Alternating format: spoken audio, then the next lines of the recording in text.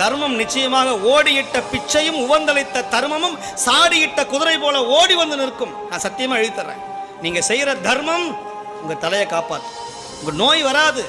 ஆதி தெய்வீக, ஆதி பௌதிக, ஆதி ஆத்மீகம் என்பக்கூடிய வரக்கூடிய எந்த விதமான துன்பமும் வராது. உங்க பணம் நோய்க்கு போகாது, திருட்டுக்கு போகாது, வியாதிக்கு போகாது, வேற வம்பு வழக்குக்கு போகாது. தர்மகாரி கோயிலுக்காக தர்மம் பண்ணுங்க, சுவாமி அபிஷேகத்துக்கு பண்ணுங்க, சுவாமி நைவேத்தியத்துக்கு பணம் கொடுங்க, விளக்கறிக்கை எண்ணெய் கொடுங்க, அநாத ஆசிரமங்களுக்கு உதவி செய்யுங்க, சத்காரியத்துக்கு உதவி செய்யுங்க, ஏழை பிள்ளைகளுடைய படிப்புக்கு உதவி செய்யுங்க.